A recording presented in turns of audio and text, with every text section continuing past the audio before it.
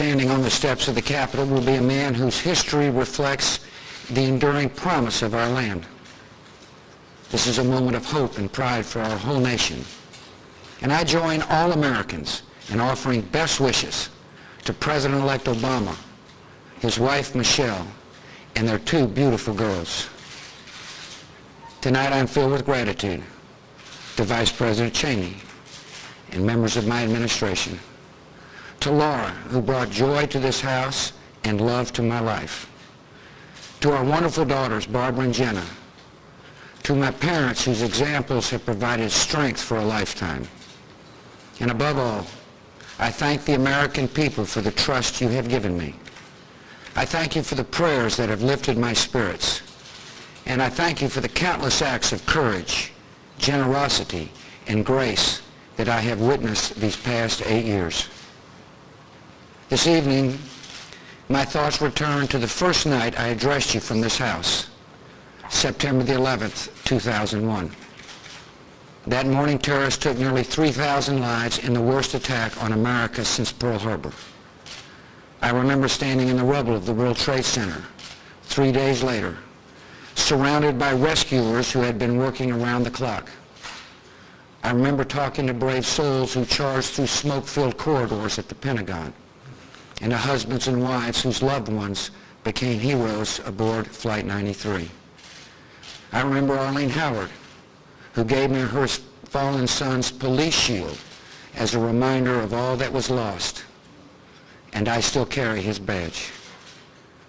As the years passed, most Americans were able to return to life much as it had been before 9/11. But I never did. Every morning, I received a briefing on the threats to our nation. I vowed to do everything in my power to keep us safe. Over the past 7 years, a new Department of Homeland Security has been created. The military, the intelligence community, and the FBI have been transformed. Our nation is equipped with new tools to monitor the terrorist movements, freeze their finances, and break up their plots. And with strong allies at our side, we have taken the fight to the terrorists and those who support them. Afghanistan has gone from a nation where the Taliban harbored al-Qaeda and stoned women in the streets to a young democracy that is fighting terror and encouraging girls to go to school. Iraq has gone from a brutal dictatorship and a sworn enemy of America to an Arab democracy at the heart of the Middle East and a friend of the United States. There's legitimate debate about many of these decisions, but there can be little debate about the results. America has gone more than 7 years without another terrorist attack on our soil. This is a tribute to those who toil night and day to keep us safe. Law enforcement officers, intelligence analysts, Homeland Security and diplomatic personnel, and the men and women of the United States Armed Forces. Our nation is blessed to have citizens who volunteered to defend us in this time of danger. I have cherished meeting these selfless patriots and their families, and America owes you a debt of gratitude. And to all our men and women in uniform listening tonight, there has been no higher honor than serving as your commander-in-chief. The battles waged by our troops are part of a broader struggle between two dramatically different systems. Under one, a small band of fanatics demands total obedience to an oppressive ideology, condemns women to subservience, and marks unbelievers for murder. The other system is based on the conviction that freedom is the universal gift of Almighty God, and that liberty and justice light the path to peace. This is the belief that gave birth to our nation, and in the long run, advancing this belief is the only practical way to protect our citizens. When people live in freedom, they do not willingly choose leaders who pursue campaigns of terror. When people have hope in the future, they will not cede their lives to violence and extremism. So around the world, America is promoting human liberty, human rights, and human dignity. We're standing with dissidents and young democracies, providing AIDS medicine to bring dying patients back to life, and sparing mothers and babies from malaria.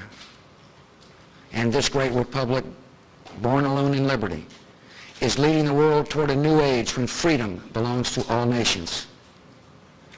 For 8 years, we've also strived to expand opportunity and hope here at home. Across our country, students are rising to meet higher standards in public schools. A new Medicare prescription drug benefit is bringing peace of mind to seniors and the disabled. Every taxpayer pays lower income taxes. The addicted and suffering are finding new hope through faith-based programs. Vulnerable human life is better protected. Funding for our veterans has nearly doubled. America's air and water and lands are measurably cleaner. And the federal bench includes wise new members like Justice Sam Alito and Chief Justice John Roberts. When challenges to our prosperity emerged, we rose to meet them. Facing the prospect of a financial collapse, we took decisive measures to safeguard our economy. These are very tough times for hard-working families, but the toll would be far worse if we had not acted. All Americans are in this together, and together, with determination and hard work, we will restore our economy to the path of growth.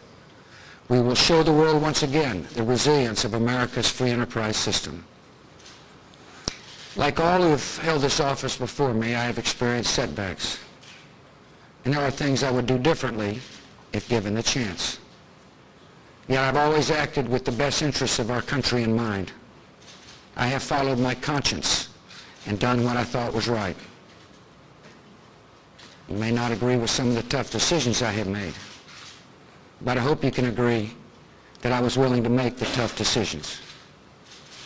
The decades ahead will bring more hard choices for our country, and there are some guiding principles that should shape our course. While our nation is safer than it was 7 years ago, the gravest threat to our people remains another terrorist attack. Our enemies are patient and determined to strike again. America did nothing to seek or deserve this conflict, but we have been given solemn responsibilities, and we must meet them. We must resist complacency. We must keep our resolve, and we must never let down our guard.